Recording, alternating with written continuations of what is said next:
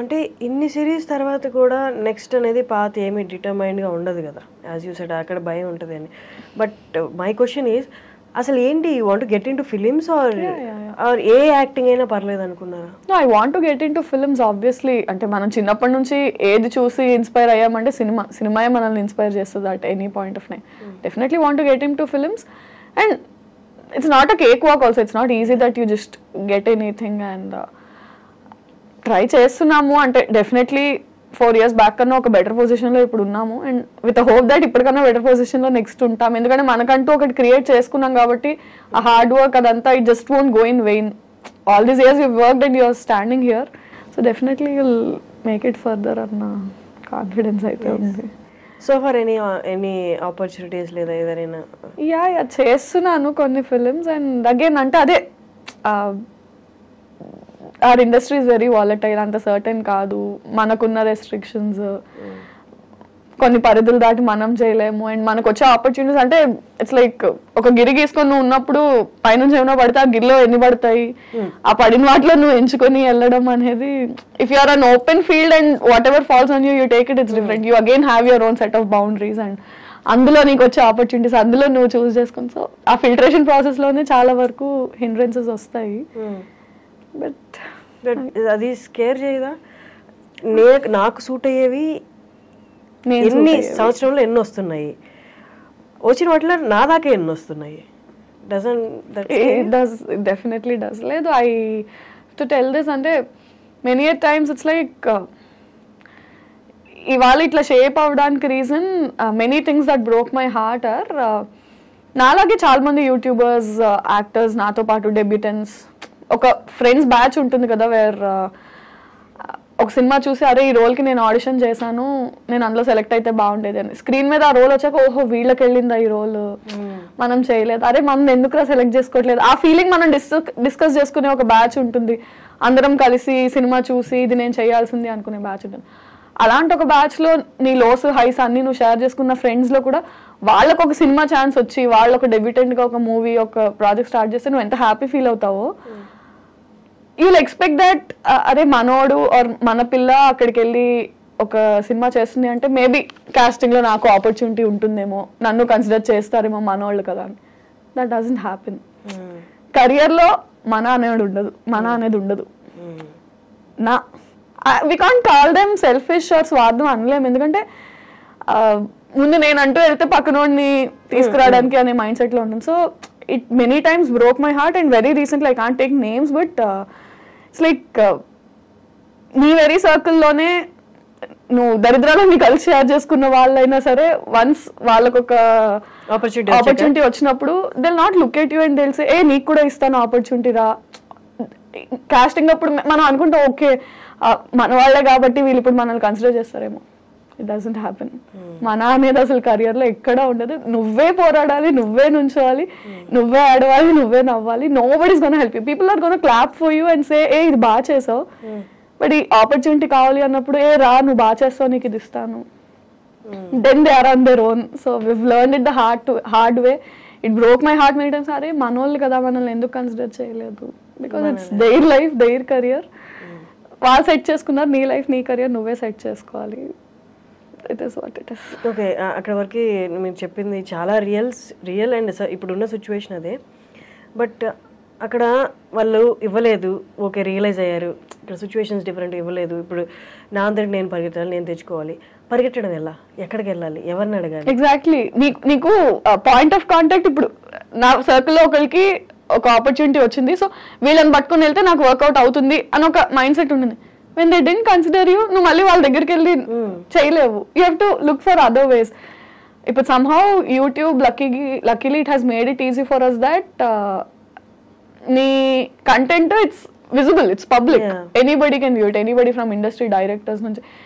లక్కీగా ఇప్పుడు దాకా నాకు ఏమైనా ఆపర్చునిటీస్ వస్తే ఎవరి రిఫరెన్స్ వల్ల కాదు, నా వర్క్ వల్ల వాళ్ళు చూసి ఓకే ఈ అమ్మాయి చేస్తుంది బాగానే ఉంది ఏమ్మా చేస్తావా అని వచ్చినవే తప్ప nobody helped me out or nobody somehow ఈ సిఏపిడిటీకి వచ్చినప్పుడు that one guy Raviteja Oruganti తను నాకు ఆ ఆడిషన్ వరకు చేసిన హెల్ప్ నేను ఇవాళ వరకు నిల్చున్నాను. I'm always thankful to him. Other then that nobody held my hand and did anything. So అందుకే వర్క్ ని నమ్ముకో, నీ హార్డ్ వర్క్ ని నమ్ముకో, and somehow some day it will take you to places. ఇప్పుడు financially you are stable? I am మీ work తోటి, మీ వర్క్ తో వచ్చేదండి. కానీ యూట్యూబ్ రెవెన్యూస్ పడిపోయాయి. ఐ డోంట్ నో ఎంతవరకు పే చేస్తున్నారు అనేది. సో అగైన్ అంటే దట్ ఈస్ వై స్టెబిలిటీ లేని ఫీల్డ్ మనది. somehow YouTube తో పాటు personal Instagram also kept growing కాబట్టి with all the audience love and all on and off కొంచెం నోటీస్ అయ్యాం బయట, people know as well. And Infinitum కి షిఫ్ట్ అయిన తర్వాత పర్వాలేదు, ఐఎమ్ స్టేబుల్. అండ్ అంటే అట్లీస్ట్ ఇప్పుడు ఇంత ఏజ్ వచ్చాక కూడా ఇంట్లో వాళ్ళని అడిగే సిచ్యుయేషన్ లేకుండా కొంచెం మేనేజ్ చేసుకునేలాగే ఉంది. Revenues like you said YouTube revenues బాగా డౌన్ అయిపోయాయి, బట్ పర్లా I'm able to handle it. అంటే మరి డిపెండెంట్ లేకుండా అయితే నడుస్తుంది. కానీ చాలా మందికి మూవీస్ తర్వాత మిగతా ఈ ఆన్లైన్ కంటెంట్ అంతా సేమ్, ఆన్లైన్ ఇన్ఫ్లుయెన్సర్స్ కానీ యూట్యూబర్స్ కానీ ఇదంతా సేమ్ అని చాలా మందికి ఒపీనియన్. కానీ అక్కడ 2 డిఫరెంట్ కేటగిరీస్ ఉన్నాయి, చాలా వరకు తెలియదు. అంటే కోవిడ్ తర్వాత అన్నీ ఏకమైపోయినట్టు అయిపోయినాయి. మూవీస్ తర్వాత యూట్యూబర్స్ ఒకళ్ళు ఉన్నారు, ఇన్ఫ్లుయెన్సర్స్ ఒకళ్ళు ఉన్నారు. ఈ రెండింటిని కలిపేస్తారనమాట. ఇది ఇక్కడ చెప్పొచ్చో చెప్పొద్దో నాకు తెలియదు, కానీ చాలా సార్లు ఎవరైనా ఇన్ఫ్లుయెన్సర్వే కదా అంటే I don't know if I should say this, I'm an actress not influencer. అంటే I'm not born on social media. Somehow acting ఉన్న ఇంట్రెస్ట్ వల్ల, యాక్టింగ్ కి వచ్చిన అప్లాజ్ వల్ల అక్కడ నుంచి ఇక్కడికి ఆడియన్స్ వచ్చి ఓకే ఈ అమ్మాయి ఇన్స్టాగ్రామ్ ఫాలో అయ్యే తప్ప I'm not born on social media, I'm not an influencer.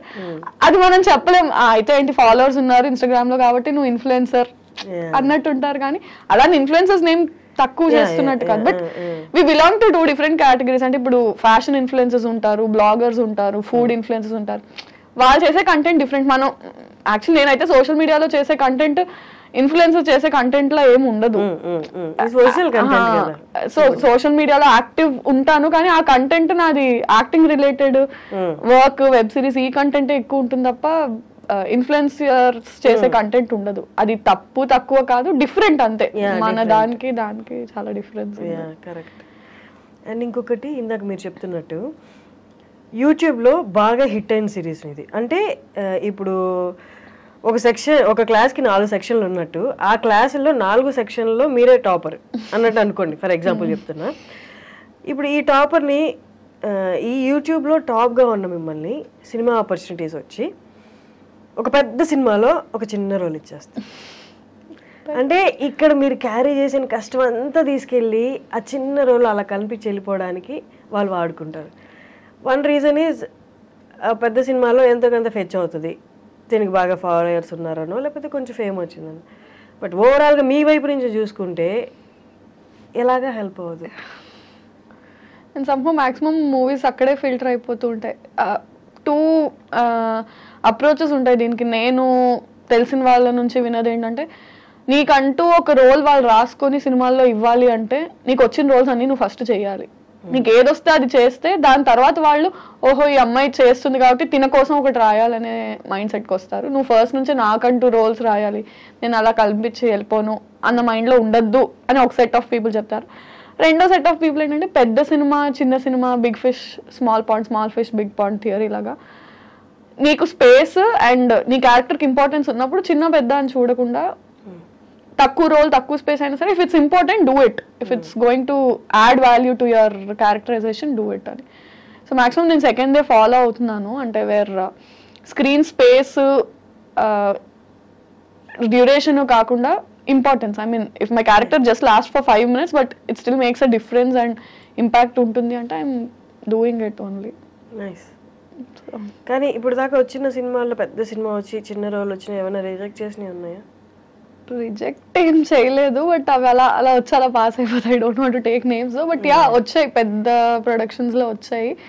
అంటే అది వాళ్ళకి హెల్ప్ అవ్వదు, నాకు హెల్ప్ అవ్వదు. ఏదో ఉన్నానంటే ఉన్నాను అన్నట్టు కనిపించి యూజ్ లేదు కదా. అంటే ఇట్స్ నాట్ గోనా హెల్ప్. ఇప్పుడు పెద్ద కాస్ట్ ఉన్న సినిమాలో విరాజిత కనిపించిందంటే పెద్ద క్యాస్ట్ కి ఏంటి ఇట్ డజంట్ మేక్ డిఫరెన్స్.